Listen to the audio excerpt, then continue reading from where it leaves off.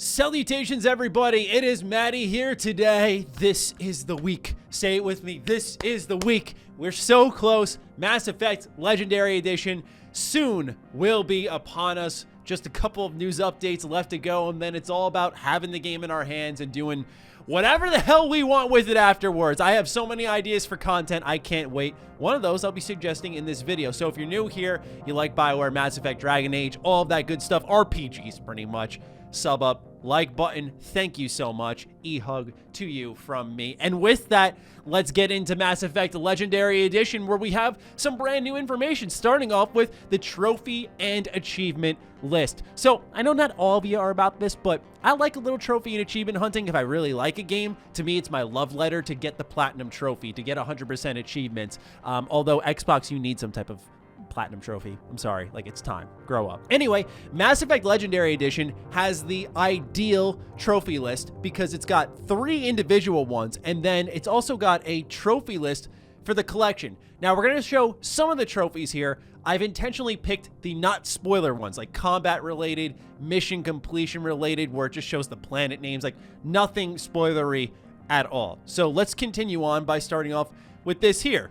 There are separate lists for all 3 games in the series, and another list that includes cumulative, gosh, can't say the word, trophies across all 3 games of the trilogy. In total, there are 130 trophies to unlock across the trilogy, including 3 platinums. You smell that? That's right! MrMattyPlays Road to Platinum just may return for Mass Effect. I don't know. For those who don't know, this was a series I did for Fallout 4 and Fallout 3 where we got the Platinum Trophy for each of those games. And I would love to do that for Mass Effect after our Insanity playthrough. So let me know what you think of that. Anyway, let's take a look at some of these trophies. So here is the list of the entire trilogy combined. There's 11 trophies, and they're pretty simple, like completing Mass Effect 1, 2, and 3 on Insanity without changing the difficulty, or completing 2 games on Insanity without changing the difficulty, or at least one of them. They reward you for romance and re-romancing, as well as just finishing the game with the same character and killing a bunch of enemies. So these don't seem overall too tough to get. Mass Effect 1 looks like the easiest platinum. A lot of it is combat-based, as you can see here, using your biotic lift, your warp, your singularity. Depending on what kind of build you're using, of course, it'll require you to go back in maybe, but overall, not too bad. Meanwhile, in Mass Effect 2, it's really about recruiting the party members, building out your team, and then gaining the loyalty of each team member. But what's most interesting that I noted is that Mass Effect 2's trophy list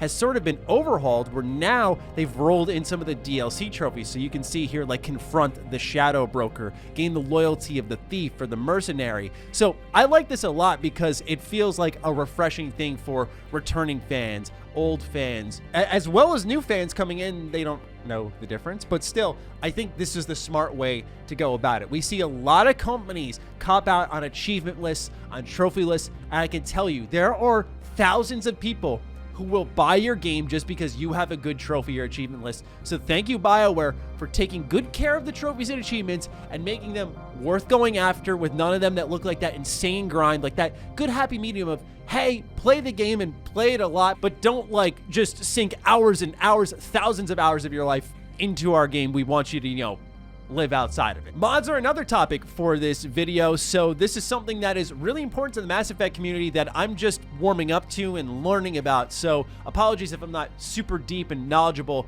about this aspect, but modding for Mass Effect has become incredibly popular over the years, and BioWare has admitted to something that I think Bethesda Game Studios should take a page out of their book and also admit it at that, which is that they used mods as a benchmark for their own remaster. So let's read a little bit of this very interesting PC Gamer article.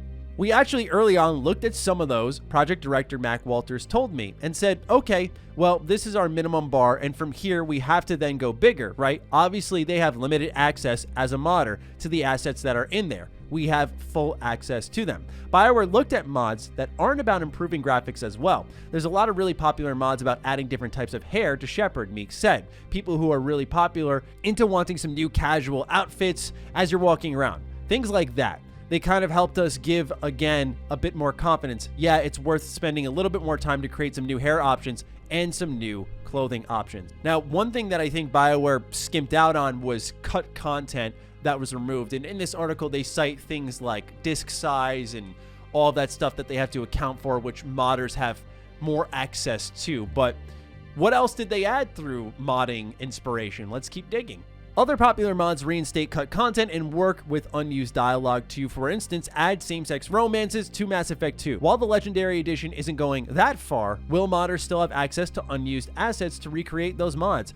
I don't think any content has been explicitly removed from the depot that we have, Walters said, though he wasn't able to 100% confirm mods like this will be possible. Hopefully, they'll still be able to have access to all of that, he said. That'd be the hope. Now, I know some people may say it's the same game, so why wouldn't this work? The idea behind it is think of Skyrim Special Edition and then Skyrim, where the base Skyrim is much more moddable because Skyrim Special Edition changed so many things, long story short, for how modding would function. And so people would have to create specific mods depending on the game. It changed the whole landscape.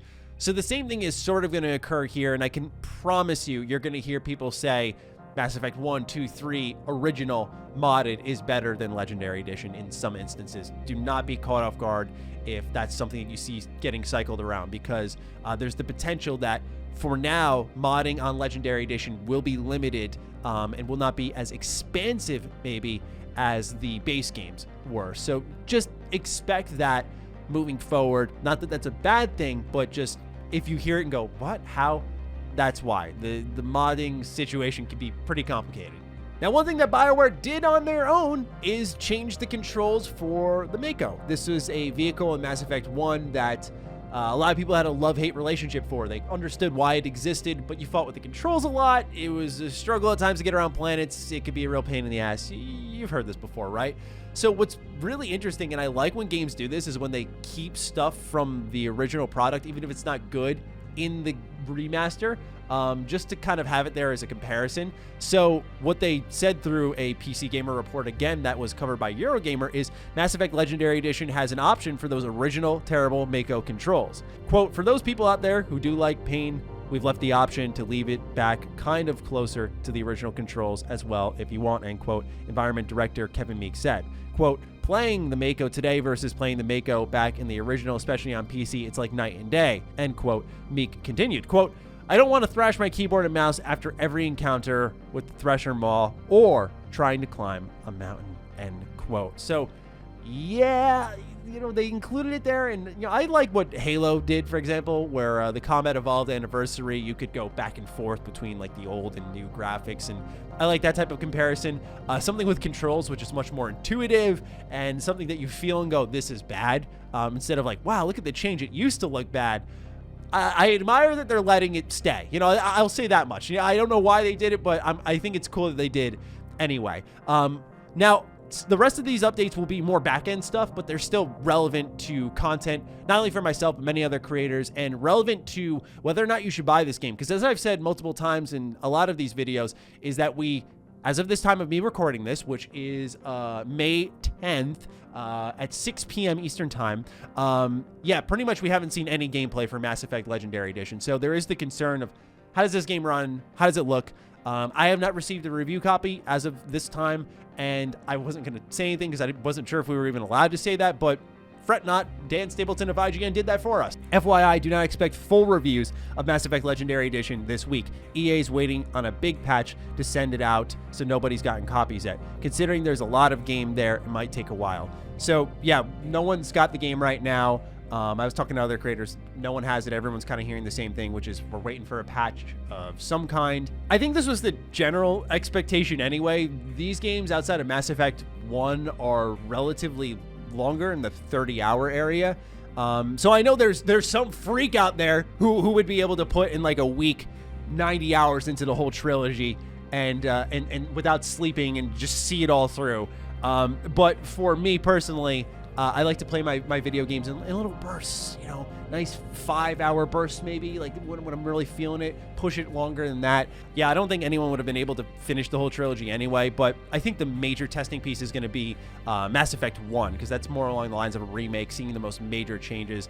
But yeah, for now, for those of you who are waiting for reviews, just know I don't have it. No one really has it as of this moment in time. Which is really unfortunate, and I will update as soon as I hear more about this and that I'm able to actually talk about it, because sometimes you're binded by contract. Lastly, we talked about this in our last Mass Effect Legendary Edition news update, is the DMCA copyright issue happening with Warner Bros. For those who don't know, Warner Bros. Got the rights to the Mass Effect movie, so pretty much they're going around claiming anything with Mass Effect music in it, just raw Mass Effect music. So my videos have been fine for the time being, thank goodness, because Mass Effect is a pretty big draw for my channel, and if that got cut off, I'd be pretty screwed. Andrew Johnson of EA wrote out that we're aware of concerns some content creators have voiced around potential DMCA claims for Mass Effect Legendary Edition, and we're hopeful this should get resolved around the game's launch. We're just as excited to see the fans streaming the game again, music and all. With that said, we know this is important, so we'll keep you updated as soon as we have more information. So, coming down to the wire, feel bad for the people at EA and BioWare who are working on this, because it's probably the worst timing ever. But I'm just really hoping they get it solved, because I am still going to stream it, but I'm just nervous that they're going to end up doing a takedown midstream, which would be a royal pain. But it may be worth waiting a day anyway and like streaming over the weekend. But this is something that I know a lot of you are excited for. You're excited for the Insanity playthrough. We talked about, of course, the road to platinum. So it's good that they're publicly saying this. I reported last week that I was told through BioWare's community team that they are already looking into it and working on something. So now them publicly committing to it means that I think they're reaching some type of solution at some point in time. And shout out to the BioWare community team, by the way. They're really good. A lot of community teams just flat out don't respond. I don't know how else to say it.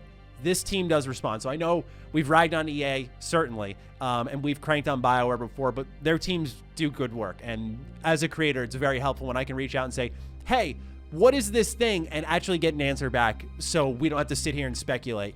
It's really great stuff. So big thank you to them. And here we go. This is it, launch week. So let me know, are you guys hyped? Fire away in the comments down below. Other than that, follow me on Twitter, follow me on Instagram. Those links are in the description down below. Big thank you to all the patrons, all the members who continue to support the hell out of the content here, both new and old. Happy to have MrMattyPlays 2.0 launched, and I'll talk with all of you very soon. Stay sexy, stay active. I love you all. Peace.